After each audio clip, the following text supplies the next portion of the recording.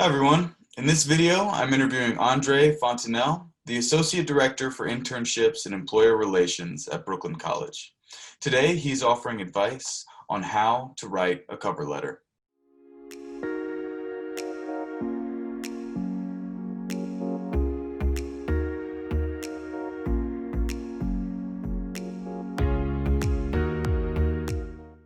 Andre, thanks so much for joining. Thanks for having me, Jackson. So to start off, what is the purpose of a cover letter?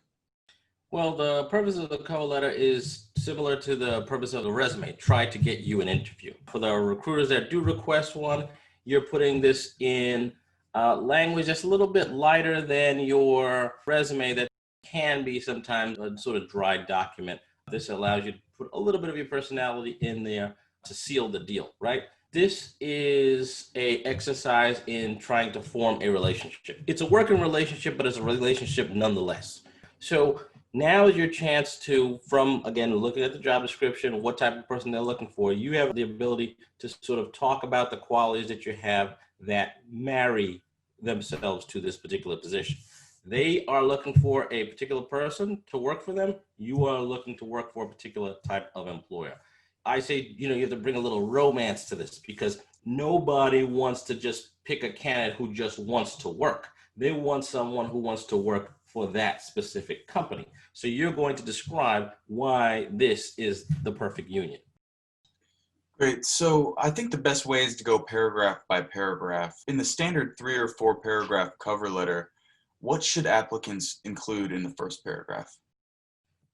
Well, let's go back a minute and think about the resume. They're looking at that very fast. They're scanning that, right? So now when they're reading a cover letter, don't think that they're so eager to read a lot of text. So that means because this is going to be a human who's going to be reading this, you want to keep the level of excitement up, right? So you want to try to grab their attention as soon as possible, including some level of enthusiasm for this particular position that you're going to apply for, and you're spelling out what position that actually is. And you're going to talk about why it's a good match for you. That means if this is a company that has certain values that you particularly feel connected to, you would want to spell that out. Sometimes people say, I've been following you on LinkedIn for a long time. Well, why did they write that? Because they saw that written somewhere. Again, you don't need to make up anything, right? Whatever is true, you'll write that down because they could also go on LinkedIn and see that you don't even have a LinkedIn account or that you're not even connected. So don't say you've been following them for a long time, especially this could be a startup company. It started 2 days ago. You can't say that you followed them for a year, right? So again, all real statements, but again, some level of excitement. And you, as a candidate, there is something that you can tap into always in terms of your excitement for potentially a new position, right? Great. So what should applicants include in the second paragraph of their cover letters? So, that first paragraph sort of lays into, making it clear, I'm applying for this position. This is why we're connected. Now, in terms of the second and potentially a third, if you're doing 4-paragraph cover letter, it's sort of now the meat, right? This is the meat of the document that goes into the heart of, they said on the job description that they're looking for, let's say, 4 or 5 things that they really want this candidate to have. Now, you're not going to have time to talk about all 4 or 5, but you may want to give a story or two, again, very brief, that connects with why you have, let's say, 2 or 3 of those different items that are listed in this job description. Great. So what should applicants include in the final paragraphs of their cover letter? Final paragraph of a cover letter is very simple. You're basically thanking someone for actually reading this document that you've prepared in order to try to make this connection. So you're thanking them. You are then also making sure that they have all the means to connect with you. So you'll say, thank you for reading my document. And then you include, the contact information in terms of them getting a hold of you. And if you want to, again, re-emphasize this enthusiasm you have for this position, you can do that there as well. So as far as style goes, is it okay to show a little bit of personality and be conversational in your cover letter, or should your writing be very formal? Well, again, as I said before, it's a human who's potentially looked at lots of these documents. You're going to have to be conversational. The formal approach, again, is what we had on that resume. So again, this is now the chance to put a little bit of personality. However, with that said, how much personality are we talking about? That's really what you want to know. I would say, and again, I always like to use analogies. I would say it's the version of you that's going to meet your significant other's parents for the first time at Thanksgiving, right? Like it's going to be you, but you're going to be a little bit more buttoned up. This is not going to be the you that's 10 years married to your spouse and you're going to your in-laws' house for Thanksgiving. That's a different version of you that is way too comfortable for the context of a cover letter. This is an introduction. This is the start of a potential budding relationship. You would want to be you, but you don't want to use any informal vernacular, anything of that sort. Great. So it's common advice to address the cover letter to the employer or to the hiring manager. But if the application doesn't specify who will be reading your cover letter, who should applicants address it to? Well, I think that addressing it to dear hiring manager is fine on its own. You can address it to the hiring manager. Let's say you're trying to get into marketing, your marketing director, whoever you think is likely to be the person reading this cover letter is fine. You could obviously call or find out through other means who the actual person is. If you don't do that or cannot do that, you should not fret at all. There's no drama, right? There's zero drama.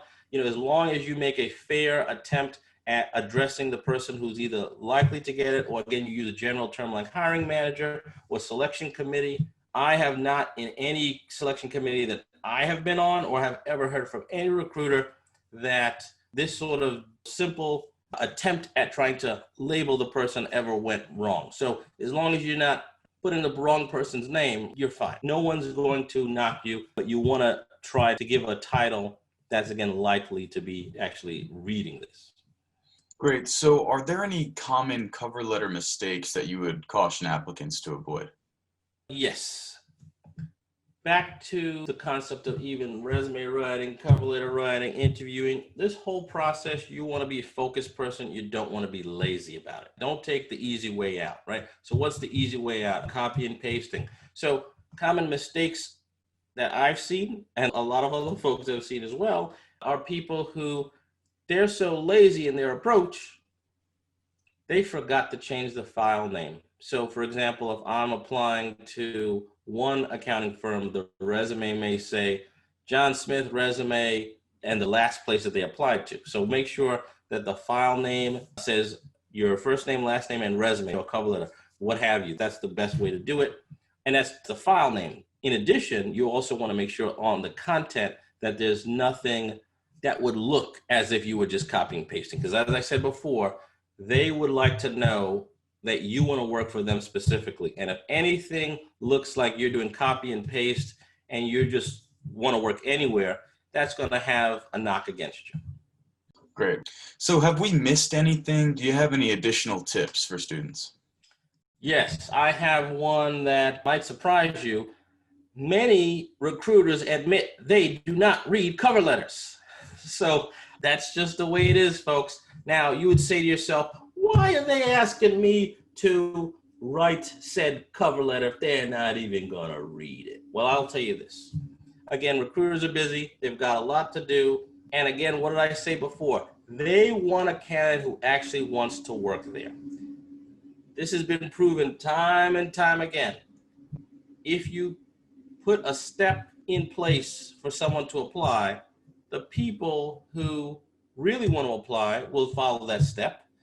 The people who are casually interested will probably not, right? So I'll often say, like, you could pretend that Cardi B said that she was single again, and she was going to be looking for a date, and all Brooklyn College students were open to send in their applications to go on a date with her.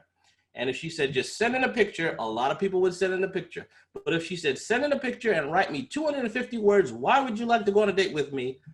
A large percentage of the people who would have applied won't, because they just don't want to write that 250 words. But with that in mind, she would believe that the people who did do that were people who were interested in actually going on a date with her. Similarly, the recruiter may not even read these cover letters. They just know that someone went that extra step to apply, right? Now, for the ones that do read the cover letters, you don't need to rack your brain or feel like because you can't write the most romantic cover letter that you're not going to apply. Simply do your due diligence. Make sure that you express some level of enthusiasm when you're writing this. Talk about why you think you're a good fit, and that's that, right? Like, again, for the most part, they just want to see that there's a reason why you want to apply there. They don't want casual people just applying. That's my tips. Great. Well, thanks, Andre, for joining us today. Thank you. If you like this video, please give it a thumbs up. And for more interviews like this, please subscribe. Have a great day, everyone.